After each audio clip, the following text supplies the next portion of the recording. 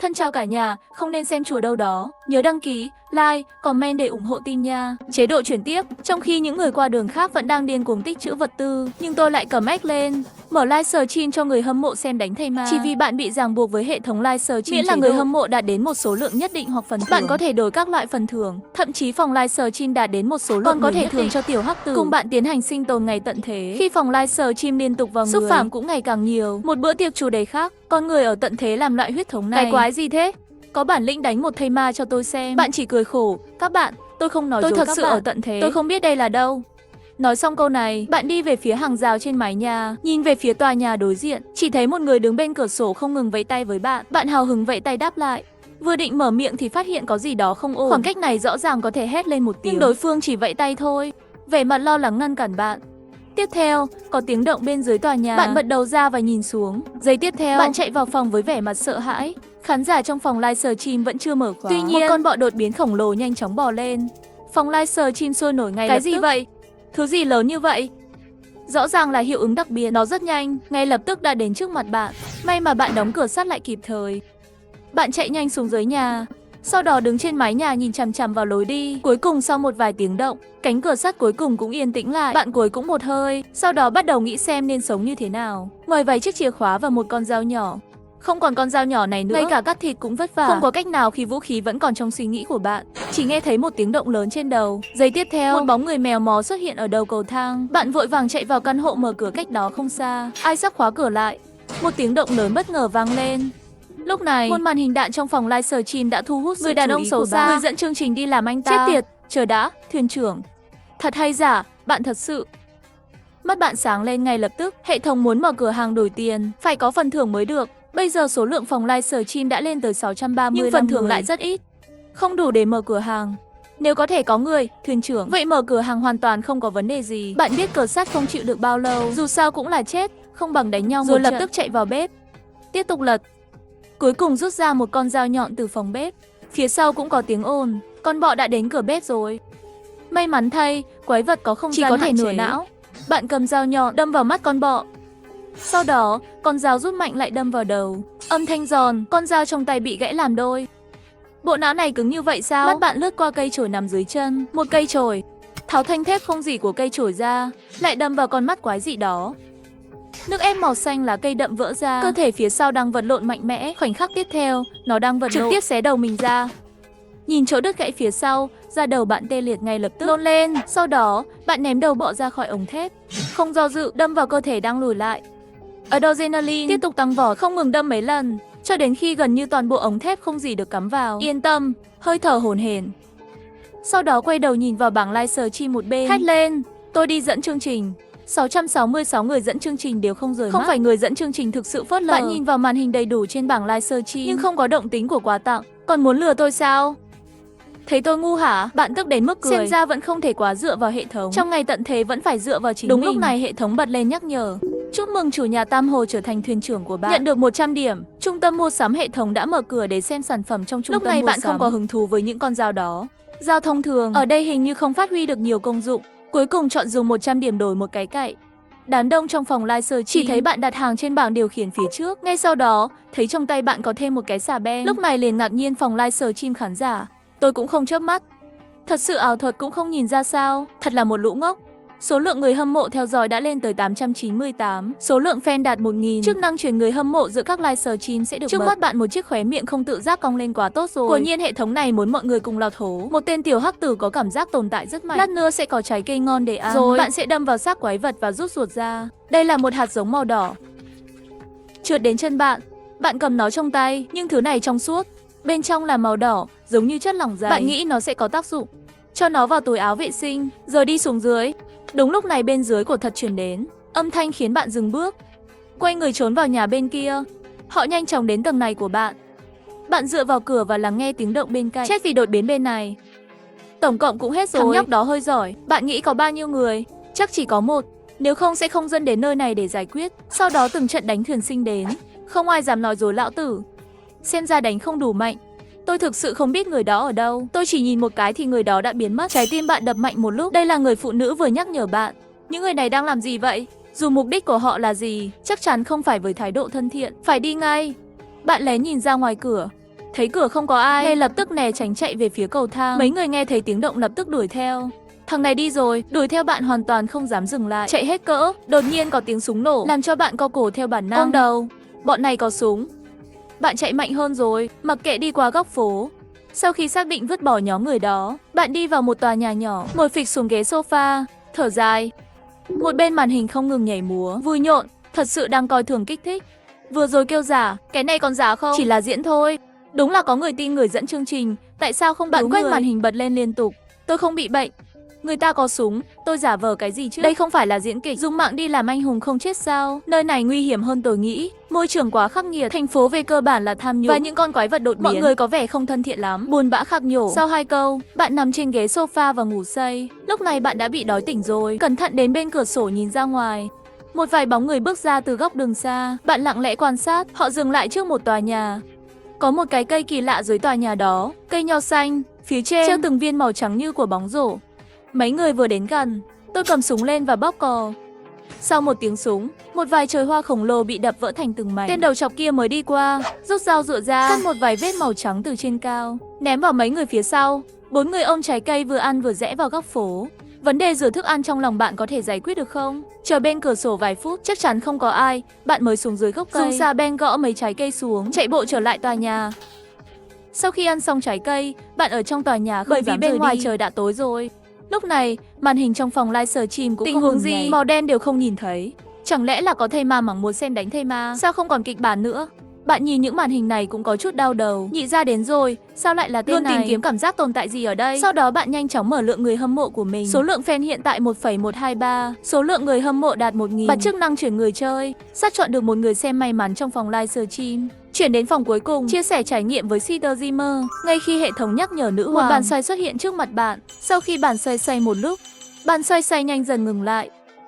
Hiển thị một cái avatar là nhị gia đến rồi. Ngồi trên ghế sofa, bạn phấn khích đứng lên. Ha ha, để chúng ta chúc mừng nhị gia đến rồi. Một bóng người xuất hiện trước mặt bạn. Hắn đứng đó, điện thoại trong tay vẫn sáng, một mặt mờ mịt, nhìn xung quanh vẫn chưa kịp nhận ra tình hình hiện tại. Các vị khán giả, chúng ta cùng nhau hoan nghênh nhị gia đến rồi. Lúc này phòng livestream màn hình đã sớm sôi nổi rồi. Tất cả đều là màn hình đầy đủ. Nhị gia đến rồi, dường như cuối cùng cũng nhận ra sự thật. Mất máy môi không thể nào. Tôi muốn quay lại, hắn nắm lấy quần áo của bạn, khóc ở cổ họng. Mạnh mẽ kéo hắn lên, một tay nắm cổ áo, một tay bịt chặt miệng đối phương. Có gì ồn ào vậy? Đây là ngày tận thế. Vẫn chưa đợi bạn nói xong, một tiếng bước chân kỳ lạ phát ra từ ngoài cửa sổ. Nhìn qua cửa sổ, con quái vật cách bạn chưa đầy 1 mét. Nhưng nó dường như không nhìn thấy bạn, vẫn chỉ bò trên cửa sổ. Nhưng nhị ra đến rồi xem cảnh này, một tiếng hét lớn, rồi chạy ra cửa. Cửa phòng vốn không chậm trễ trực tiếp bị mở ra. Một con quái vật hình người cũng nghe tin bước vào cửa. Hai người đều không tự chủ được nín thở. Bạn cẩn thận nhặt một bên bình hoa ném về phía xa. Đột nhiên con quái vật trước mặt nhảy lên, nhảy về hướng cái bình bị vỡ. Hai người lập tức đứng dậy chạy ra ngoài, ra khỏi tòa nhà. Trên đường phố thỉnh thoảng nhảy ra mấy con quái vật đột biến, đến thở cũng không dám thở. Cẩn thận vào trong. Vừa rẽ qua một con hẻm, 3 bóng người phía trước đã chặn được sự quan tâm của các bạn. Súng chĩa thẳng vào bạn. Nhị ra đến rồi, lúc này giống như nhìn thấy vị chạy về phía 3 người, nhưng đáp lại hắn chỉ có súng. Trực tiếp bị 3 người đánh ngất xỉu. Sau đó trực tiếp tiến lên, lấy đi xà beng và điện thoại di động trong tay bạn, đẩy bạn vào trong tòa nhà. Sau đó trói xuống tầng hầm. Người đứng đầu cầm điện thoại của bạn liên tục lật xem. Không ngờ năm nay còn có điện thoại di động xem. Nó đến từ bức tường cao. Ba chúng ta gặp may rồi. Đưa chúng cho những người có lửa tự do sẽ không lo lắng về thuốc men. Liên tục tiêu hóa kiến thức nghe được. Những người đó coi mình là người đi ra từ bức tường cao. Dường như bản thân còn phải bị bắt đi cùng tổ chức buôn bán thuốc. Sau đó bạn nhìn sang một bên là nhị ra đến rồi. Nơi nào còn có sự kiêu ngạo trước đó. Hỏi tên bạn là gì? Chu Khải Thụy. Muốn sống thì hãy nghe lời tôi. Những người đó chỉ coi chúng ta như hàng hóa thôi. Đừng có ngu nữa. Chu Khải Thụy gật đầu. Về phần trốn thoát, phải đợi thời điểm thích hợp. Sau đó, bạn chuyển trung tâm mua sắm ra. Hệ thống được kiểm soát bằng ý thức. Bạn xem điểm này đã có 268 rồi. Không thể đổi ngoại trừ tay và dao dựa. Một khẩu súng lục cần 1000 điểm. Mọi người cổ vũ một chút đi. Bạn nào thích thì ủng hộ nhé. Bạn thì thầm xin quà từ người hâm mộ. Sáng hôm sau, bạn bị dây thừng kéo lê trên đường phố ngày tận thế. Người đàn ông thấp bé đi phía trước đột nhiên mắng một tiếng. Hắn hết năng lượng rồi. Hắn vừa nói vừa loay hoay với khẩu súng tự chế trong tay. Khẩu súng trông giống như một khẩu súng lục, nhưng có một thiết bị trên đầu súng. Bên trong là một chất lỏng màu đỏ. Nghe phàn nàn, người đàn ông đứng đầu nói, đã đến lúc đi tìm kiếm hộp 8 giờ rồi. Khi nghe thấy hạt nhân, bạn nghĩ có phải là trước đây không? Những thứ rơi ra từ những con bọ bị giết. Lúc này bạn cũng nhớ đến hạt nhân trong túi trước đó. Khi những người đó tìm kiếm hình như không tìm thấy, lúc này hệ thống bất ngờ nhảy ra ngoài. mở ra một thanh vật phẩm, hộp hạt giống nằm trong hàng tồn kho. Không phải là có thanh chống đỡ, không nói sớm, trái tim bạn vô cùng Hệ thống dường như nghe thấy tiếng cảm giảm của bạn, hướng dẫn bật lên thanh chống đỡ. Các mặt hàng trong cửa hàng đều đến từ thế giới trước, không thể đặt các mặt hàng và thanh vật phẩm chỉ có thể lưu trữ những thứ của thế giới này và có thể mang về thế giới cũ. Trở về thế giới trước, nhìn thấy mấy chữ dưới cùng, niềm vui trong trái tim nói bạn. Như vậy mình có thể quay lại, chỉ là ở đây không nói rõ điều kiện trở về. Chúng tôi không có nhiều hàng, chuẩn bị trồng trước rồi lên đường đi, vừa vặn có thể lấy chúng.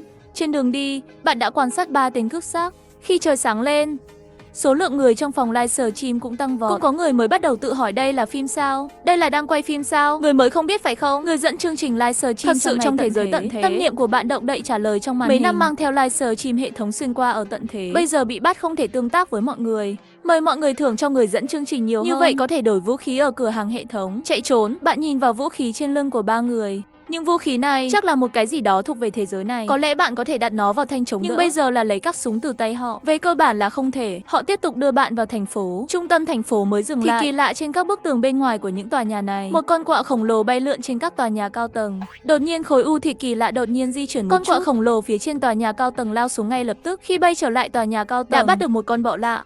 Đưa các bạn đến tòa nhà cao tầng, thẳng đến cửa sân thượng. Hai người trong số họ nói với người đàn ông thấp bé: bạn cứ ở đây xem chúng ta đi quan sát trước đã. Nói xong mở cửa trên mái nhà liền đi lên mái nhà. Biết cơ hội đã đến, bạn nhìn vào hai người bên cạnh bạn. Chu Khải Thụy và phụ nữ cũng hiểu được ý bạn. Sau đó nhìn vào điểm trung tâm mua sắm hệ thống mắt. Sau đó bạn dùng sức dưới chân, súng trong tay. Vội vàng, hắn muốn bóp cò, nhưng trong tay lại không có gì. Khoảnh khắc tiếp theo, bạn đặt người đàn ông thấp bé. Trọng lượng của cả người bạn đều có chút không thể ép được đối phương. Hắn nhanh chóng thoát ra. Ngay lúc này, gã này rút ra một con dao dựa từ đâu đó, đi vòng quanh giữa không trung và đâm vào bạn. Bạn vội vàng nghiêng người về phía sau. Tiêu 235 điểm. Đổi một con dao cắt sinh tồn hoang dã trong trung tâm mua sắm. Khoảnh khắc tiếp theo, một con dao xuất hiện trong tay bạn. Người đàn ông thấp bé vừa kịp đâm vào đầu dao kia, bạn cũng bị cảnh tượng trước mắt làm cho giật mình. Lật người sang một bên, người đàn ông thấp lớn vẫn không còn sống, một mặt đờ đẫn đứng tại chỗ không biết làm gì. Một tiếng động lớn vang lên, kéo suy nghĩ của bạn trở lại. Chu Khải Thụy và người phụ nữ lúc này, hai người đang kề sát cửa chính. Nhanh lên, chúng ta sẽ không chịu nổi. Lúc này bạn cũng gia nhập hàng ngũ cửa dưới. Bạn biết nếu hai người này bắt được, sẽ bị trả thù. Mắt bạn rơi vào điện thoại trên mặt đất, đột nhiên có ý tưởng, đặt điện thoại dưới khe cửa, nhắm miệng sinh vào khe cửa, âm nhạc phát dọc theo khe cửa trên mái nhà. Sau đó một con quạ bay lượn trên đầu hai người. Sau đó, những con quạ tiếp tục lặn xuống. Hai người chỉ có thể bắn chống cự, tranh thủ quái vật xung quanh đều bị bọn họ hấp dẫn. Bạn chặn đồ đạc sau cánh cửa, vội vàng dẫn theo nữ nhân và Chu Khải Thụy chạy xuống dưới. Mái nhà hỗn loạn, tiếng súng và tiếng nổ liên tục vang lên, khói lửa. Bạn đã chạy mấy con phố để dừng lại, trốn trong một tòa nhà chung cư bỏ hoang. Một bên livestream màn hình bật lên điên cuồng lướt màn hình. Người dẫn chương trình tuyệt vời. Đây thực sự không phải là đang đột nhiên trước mắt bạn bật lên thông báo hệ thống mới. Số người xem trực tuyến đã lên tới 10.000 người. Nhận được một gói quà lớn dành cho người mới bắt đầu. Bạn đi thẳng về phía nhà vệ sinh. Vào nhà vệ sinh đi. Bạn vội vàng mở túi quà lớn cấp cơ sở. Một cái dã ngoại sinh tồn ba lô đột nhiên xuất hiện, rơi xuống đất. Trong ba lô có nước áo mưa, bánh quy nén, bật lửa, đèn pin và các loại vật liệu sống khác. Sau khi kiểm tra xong đồ đạc đeo ba lô đi về. Chu Khải Thụy nhìn ba lô một cái, cũng đoán được là hệ thống. Cho phụ nữ cũng chỉ là nhìn một cái, cũng không hỏi nhiều. Và rồi bạn bắt đầu tìm kiếm thông tin từ phụ nữ. Bạn tên gì? Gọi tôi là Anh Phi là được. Các bạn là người trong cao tường sao? Quận nào? Có thể mang tôi theo không? Chỉ cần có thể vào tường cao, để tôi làm gì cũng được. Bạn có một chút nghi ngờ người phụ nữ này và ba người trước. Tại sao mọi người đều nghĩ mình đến từ cao tường? Chẳng lẽ giống như chính mình, chỉ tồn tại trong những bức tường cao? Bạn gật đầu có thể là được. Nhưng chúng ta lạc đường rồi, không hiểu bên ngoài, không biết đường về. Không sao đâu, tôi có bản đồ. Và anh ta lấy một bản đồ từ trong túi ra. Bạn cầm bản đồ lên xem, vẽ một số dấu hiệu trên bản đồ bằng bút. Góc dưới bên trái cũng có ý nghĩa đánh dấu các dấu hiệu khác nhau. Bản đồ chống màu xanh bạn gần như hiểu được. Nơi đây gọi là thành phố Cưu, cách khu vực tường cao gần nhất hơn từ trăm km. Hơn nữa trên đường còn có các loại địa điểm sinh vật tồn tại. Bạn cũng là một cơn đau đầu. Không có xe để đi bộ đến đó. Bạn biết khi nào khi nhắc đến xe, bạn không thể không rơi ra khỏi trang cửa hàng. Tiếp tục tìm kiếm. Sau một hồi tìm kiếm, cuối cùng cũng tìm được. Nhưng nhìn thấy một chuỗi chuông dài bên dưới, cũng là da đầu tê. Ba của nhảy thông thường cần hàng ngàn điểm. Chiếc xe rẻ nhất đều được 10.000 điểm. Bạn hơi đau đầu, hay là quyết định đi một bước xem một bước. Hãy đi về hướng đó. Trên đường đi tìm đồ ăn, nhìn hai người không vũ trang, bạn cho mỗi người một vũ khí. Sau đó ra khỏi tòa nhà chung cư và đi qua các đường phố. Nhưng bạn không phát hiện ra, phía sau còn có một người đầy vết thương đang theo sau bạn. Trên đường đi, bạn liên tục nhìn vào màn hình trong phòng livestream cho đến một cái tên quen thuộc, thu hút sự chú ý của bạn. Bạn đâu rồi? Tôi đã tìm bạn cả ngày rồi. Còn có tận thế livestream là cái quái gì nữa? Người anh em, tôi đã bị dịch chuyển đến bạn có thể giúp tôi lướt thêm qua. Bằng cách này, hy vọng sống sót của tôi càng lớn. Lúc này bạn nhìn vào số lượng người hâm mộ ở trên. Hiện nay đã đạt hơn 10.000 người. Trên giao diện hệ thống cũng nhắc nhở, số lượng người hâm mộ mới lên đến 10.000 người có thể mở gửi người hâm mộ. Số lượng người hâm mộ có thể được gửi lần này. Số lượng người hâm mộ đạt 20.000 sẽ buộc phải mở truyền. Số ngày sống sót tối thiểu của người hâm mộ là 30 ngày. Sau 30 ngày đầy đủ có thể tiêu thụ một lần chuyển số người. Gửi người hâm mộ trở lại thế giới. Các người tránh cẩn thận, đã đến gần rồi. Ai cũng đã uống xong chạy rồi. Cách đó không xa có một cái cây khổng lồ. Rất nhiều trái cây khổng lồ rơi xuống đất. Sau khi ăn những trái cây này, anh Phi nhìn xem, sắp tối rồi, nguy hiểm vào ban đêm. Những đêm đó chỉ huy đi ra. Trước tiên hãy tìm một nơi có độ đóng cửa tốt để làm nhé. Chẳng bao lâu nữa bạn đến một ngôi nhà. Trên lầu liên tục có tiếng động. Dường như là một con quái vật ở góc chết của ngôi nhà. Bạn không muốn lãng phí thời gian, trực tiếp lấy ra trước đó từ tay người đàn ông thấp bé. Súng thì sao? Đây là một loại súng được sửa đổi bởi những kẻ lang thang. Bạn chỉ cần đặt hộp hạt giống vào hộp trên là được rồi. Nói rồi bạn lấy hộp hạt giống ra và đặt lên đó. Ngay sau đó chất lỏng màu đỏ trong hộp hạt giống thấm ra. Chẳng bao lâu nữa nó đã được lấp đầy. Để bảo đảm, bạn đã giành thêm 1.200 điểm, đổi một khẩu súng ở trung tâm mua sắm và một cái kẹp đạn, đưa hắn cho Chu Khải Thụy. Lên tầng 2, chỉ thấy một con quái vật khổng lồ từ một bên lao ra. Đến đây, bản năng của bạn là bắn mấy phát súng, trực tiếp giải quyết hắn. Một hạt giống màu cam và nhổ ra khỏi người nó, trượt đến chân bạn.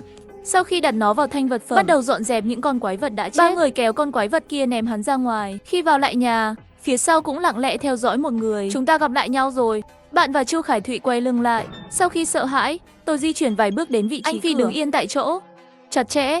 Phía sau là một con quái vật mọc đầy vô số xúc tu. Tôi có thể nhìn thấy từ vẻ ngoài của nó. Ông chủ của ba người trong phòng. Lúc này màn hình bật lên trong phòng live sở chim điên cuồng chạy. Sự xuất hiện của anh ấy khiến mọi người khác thường. Tình huống gì vậy? Thằng này không đánh.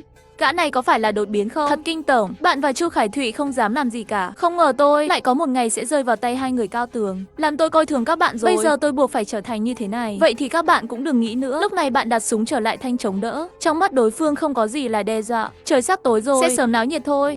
Nói xong hắn đem anh Phi ném tới đây, trực tiếp đập vào góc. Ngay sau đó mấy cái xúc tu màu đen liền ném tới. Chu Khải Thụy bản năng rút lui một cái. Kết quả một cái mông ngã xuống đất. Các xúc tu chỉ có thể rút lại, chuẩn bị tấn công lần nữa. Chưa đợi hắn tấn công lần nữa, một tiếng súng vang lên từ phía sau hắn. Không biết từ khi nào bạn đã chạy tới phía sau hắn. Không đợi hắn quay người ném xúc tu ra, bạn lại bắn mấy phát, cho đến khi hạt nhân của anh ta rơi ra ngoài mới dừng lại. Sau đó, bạn và Chu Khải Thụy kéo anh ta ra ngoài. Lúc này anh Phi đang lắc lư lên lầu. Bạn nhìn anh Phi ôm eo hỏi thế nào? Có bị thương không? Không, chỉ là bị va vào thắt lưng. Nghỉ ngơi một chút là được rồi. Nói rồi cô ta lê bước đến phòng khách tầng 2. Nhìn những vết sẹo trên tay là vô dụng, đổ máu mặt. Hắn không ngừng lau nước mắt đi về một gian phòng ngủ. Vết thương trên tay bắt đầu lan rộng. Khoảnh khắc tiếp theo hắn lộ ra khuôn mặt trắng bệch, đồng thời phát ra âm thanh của một em bé cực kỳ kỳ lạ. Lúc này bầu trời bên ngoài đã tối dần. Đêm đến, bạn ở tầng 3 hoàn toàn không biết chuyện gì xảy ra bên kia. Anh Phi vẫn đang tương tác với người hâm mộ. Ngày này thật thú vị. Hôm nay có thể giết 2 tên quái vật đó. Nhờ khẩu súng tổng hợp đã được sửa đổi đó. Thiệt hại kéo đây. Hôm nay là như vậy rồi. Ngày mai còn phải đi. Tôi đi ngủ đây. Trong phòng tầng 2, anh Phi lúc này đã hoàn toàn biến dị. Chậm rãi hành động đi về phía lầu 3.